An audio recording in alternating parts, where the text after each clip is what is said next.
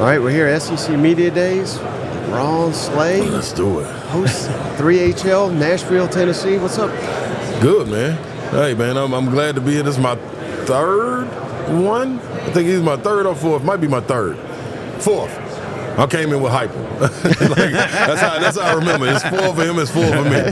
But it's good, man. This is great venue. A lot of space this year, which makes it better. I think Nashville last year was a little cramped, but this is it. True story. This is the first time we've met. Yeah. So I'm gonna take you back. Take you back in time. Let's do it. I want to say it was 2001, somewhere around there. We were having a party up in Tennessee. So I had a any story with me involved and party. I'm gonna jump out there and say it's true.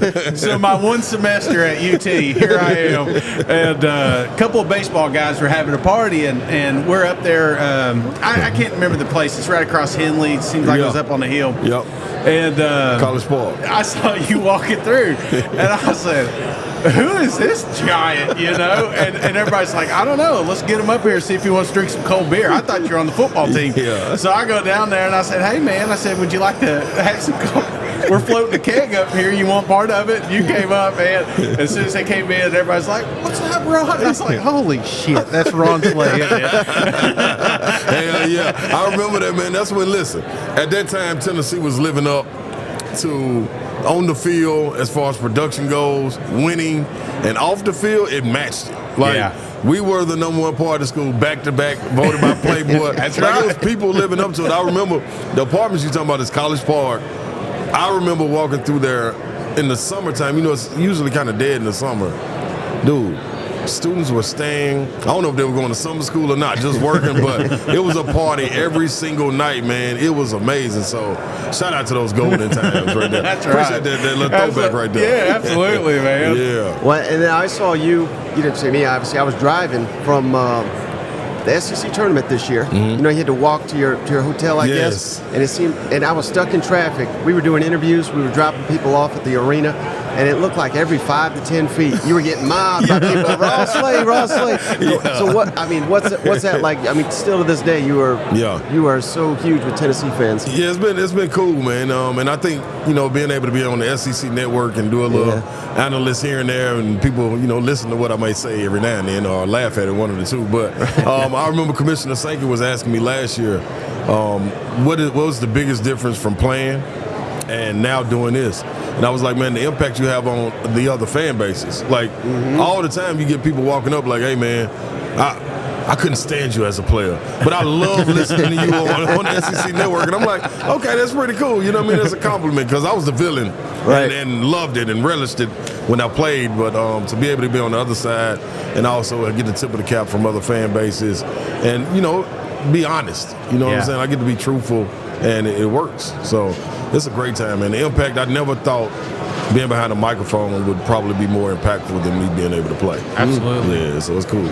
Well, we just come off a huge win for them Tennessee baseball team. Yes. And I can't help think about the town shutting down for a baseball team, what it will look like if football manages to win another national championship. How far away are we, man? Are we close? Hey, do we have an opportunity here in the next 2 to 3 years? I tell you what, if we didn't or if we don't, you can throw that out the window now because that baseball national championship did it. Like all of the hope that's been built up over these last 3-4 years with Danny White, Chancellor Plowman coming in, Randy Boyd, letting them do their thing, and these coaches all pulling in the same direction, including with softball, soccer, volleyball, like all of the sports support each other. And that's what it is. So the hope that we had building with that Hendon Hooker year, and it was like, okay, was that lightning in the bottle? Joe Milton, a little bit of fall off last year, but you bring the expectations back with Nico Vitello, what he's built, Coach Barnes marching deeper into the tournament. Hell yeah, it's right there, man. I said all that to say hell yeah, it's right there. We're right there on the cusp of something special. I do think though, man, you gotta have some luck, man. Yeah. You gotta have some luck. I think a lot of times when you're right there about to get over that hump, you have something happen like what happened in South Carolina.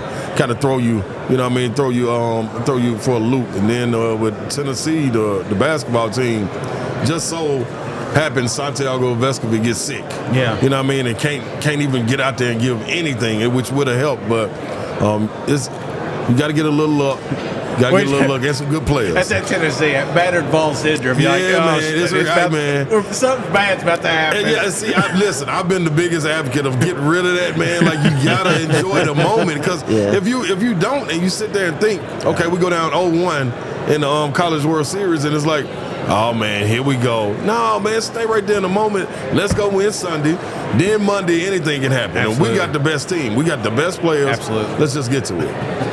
Now, I look over there at 3HO. You guys get all the best guests. You get Hypo. You get all these people that wouldn't touch us. But have you picked up anything maybe that really interests you that maybe you didn't know just from all the great interviews? Anything stand out from you?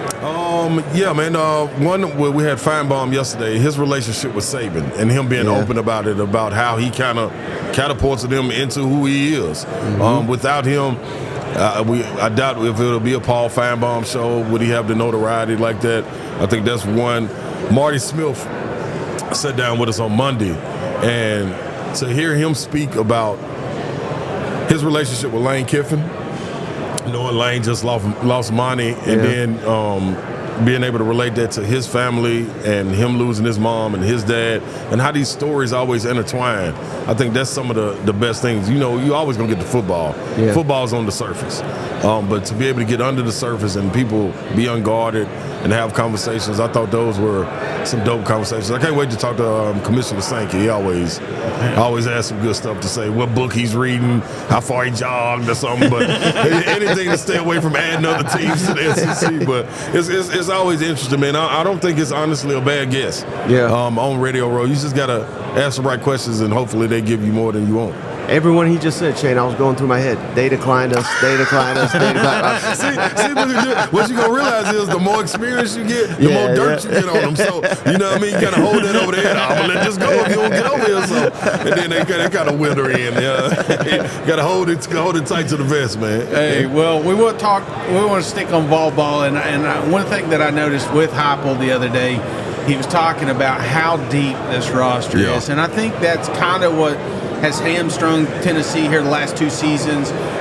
What are you seeing on your side as far as depth, competitive depth? You know, is this a team that can go the distance even if we may lose one or two along the way? Yeah, I think so. And I think with the depth, you still need the luck of being healthy. Like, that offensive line is not a lot of depth behind them, but you don't need a lot of depth when they score the way they do and they get off and they haven't able to be rested up coming back on. What you do need is the defense.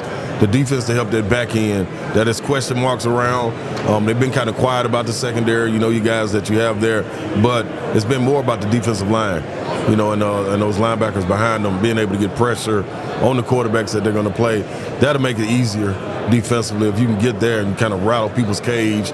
Don't let them do what they want to do. Keep them up tempo, and then the rotation. That's going to be huge. I think you got that on the D-line. You got that at the wide receiver spot. Running back is in question a little bit if they can get back healthy with Cam Seldon and what's my man, Peyton Lewis. They can get those guys going. Of course, you know what you get from Dylan Sampson. But I think the biggest thing, man, when you see this team and you watch them walk around and interact with each other, you can feel when you have a good group of guys. You know what I'm saying? Last year, it felt like it was a little bit of division. Wasn't really nothing you could put your finger on, but it felt like it was cliques amongst the team. And you don't get that with this group right here. I think that a lot of these guys have been through the fire. They've been able to see the culture shift, been able to see it change. And the guys that needed to get weeded out in a sense, they all transferred. So it kind of left them getting closer together, you know. And I think this is a group that they want to go get what's theirs. Don't want them to be handed to them. They want to go game by game, be under the radar if need be, but be able to create their own expectations and be able to go get those goals and go get it. Now, there's been some wild environments in Neyland Stadium. Yes. But, if Tennessee finishes, I think it's 5 through 8, could be a home playoff game. Can you imagine Neyland Stadium, home playoff game, college football? How insane would that be? Hey, man, it's something to be said to finish in that top 5 and get those top 4 buys. But I know the rest and all of that matters, but, man, there's nothing on earth that's going to be like a playoff game in Neyland. just imagine, like you have an opportunity to win. It's going to be like a championship. Right. There ain't just going to be no playoff game. This is going to be treated like a championship, the build-up. If you're getting in there on Wednesday or Thursday for big games versus Alabama or Florida, for a playoff game, I don't care if it's against James Madison. They're going to be in there Monday. The River going to be lined up. Vol Navy going to be there. I'm going to be up there somewhere. I might lose my job, but I'm willing to put it on the line, man. There's going to be an insane environment, man, and it's needed, man. Like, I know you need that rest, but there's no substitute for what's going to be happening in the playoff, man. Oh, I'll be right there with you. Hell yeah, I just got chills thinking about it, man. That's ooh-wee. Jumping into the river. Yeah. Yes, sir. Hey, did you ever, I have to ask, because you're just, when I think freak athletes growing up, you were at the top of that list. Did you ever mosey on over there and talk to Fulmer about possibly getting a little playing time? You know, the funniest thing, man, Coach Brooks, man, he would always go tell, when you had to share the complex back then before we had Pratt Pavilion for the basketball team to play in. So you go up to the complex, get your workout in. So you were going to always mix with football. So whether coaches walking through, and then all of my friends were football players.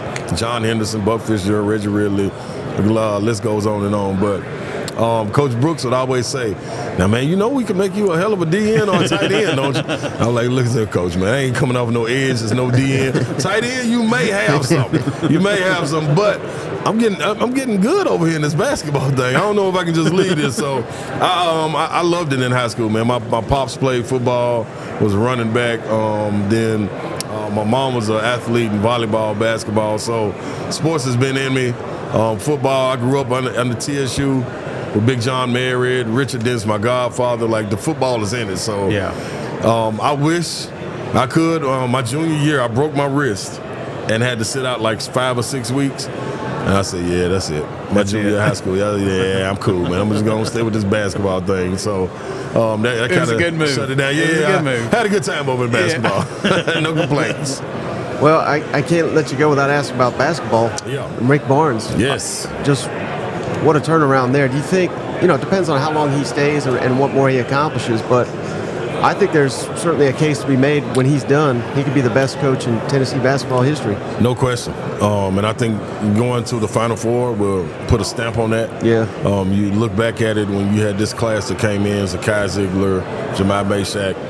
Each year, they went a step further. First it was Sweet 16, then it was Elite 8. Now, the next step for them is the Final Four. Then once you get there, it's a coin toss. Anything can happen. You saw that with Alabama last year. You see when teams make that run, how they get there. NC State was another one. Tennessee has just as much talent, if not more. They got just as much experience on the bench. You got a leader coming back and the Defensive Player of the Year in Zakai, which will be first team this year, vying for SEC Player of the Year. Meshack, Chance Lanier, who was added, D. Stone. Like, they have 2 spots. They have 2 players at every spot. Valuable players. I think when you look at it top to bottom in the SEC, only other school I'll say that has that and are proven is Alabama by bringing back Sears and those guys. So it's going to be fun to watch, man. Coach Barnes, he got his finger on the pulse of the team. And you talk about, like I talked about with football, those guys walking around as a group, as a family. They really mean that, and it's a little easier when you got 15 guys doing it instead of 100. But they buy into it.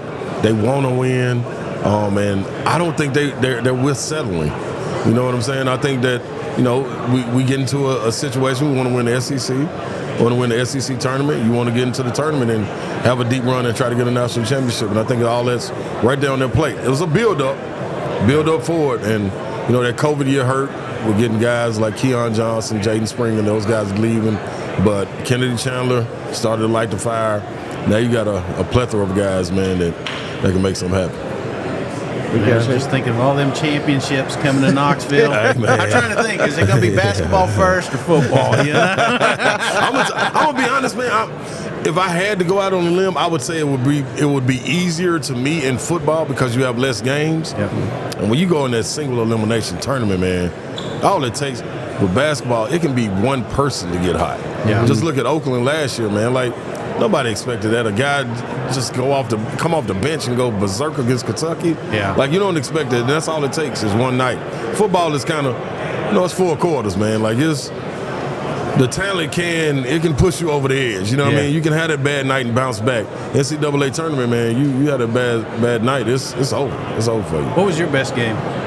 You got the one you go back to, like, man, that was by far the best. My coming out party game was Syracuse, my sophomore year. Yeah, my sophomore year. Went up to the Carrier Dome and had 28-12 in that zone, against that zone, and it was no looking back. It was no looking back.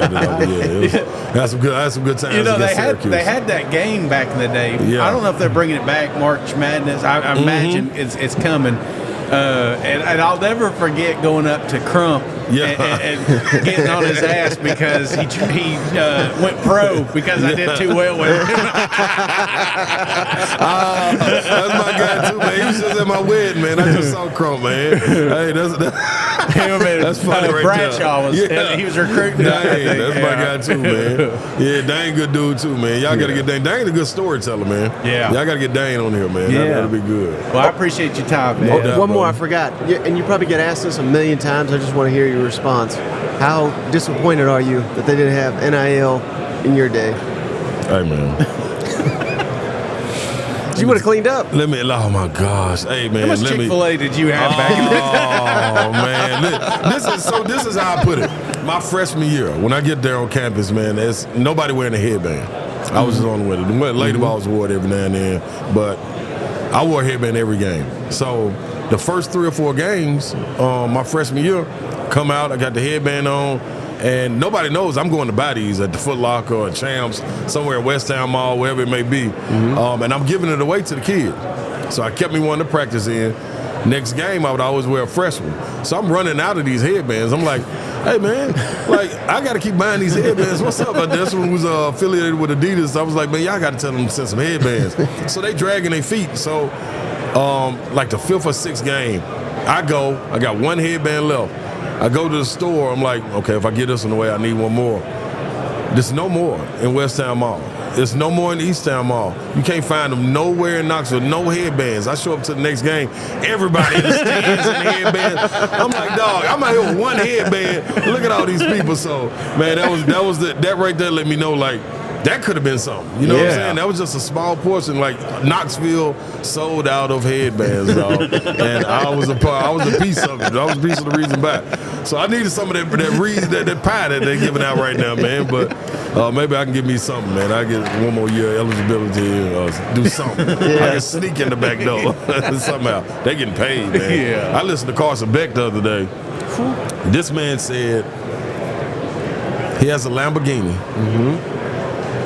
So we were like, what's your runaround car? Like, you're not running errands in a Lamborghini. What you got, like a Charger, a Honda? I said, nah, I got a S500 Benz that I run around in. I'm sitting there like, you run around in the Benz. You put the Lambo up just so like this. Like, what are we talking about? The man got a Rolex on. Was he best dressed so far? Oh, hell yeah, man. And if he didn't, he looked like the best dressed, expensive wise. Anyway, like, it's crazy, dog. I can't imagine, like, the stuff these kids got to go through, man. You got to be mature quicker, you know what I mean? Especially when you that guy. Yeah. You know what I'm saying? Because the spotlight's always on you, and then your program is winning. Yep. It's difficult, man. You know you're rich if you got a turtleneck in Dallas in July. Like, how does that even fly? You know what I'm saying? You got to be a cool ass dude, man. And that's what he is. Yeah, no doubt, man. All right, Ronsley, I appreciate you so much. Before you go, can you tell our audience how can they follow you on social media and find the show? Social media, man, get at the Ron Slay on Instagram, X, Twitter, or whatever it is. On YouTube, you get the Boom Boom Room, the podcast. Go check that out. 3HL 1045 The Zone every day from 3 to 6, Monday through Friday. Then basketball season, SEC Network. It's going down. That's real easy. Comcast. Do what's up. Thank you so much. No doubt, folks.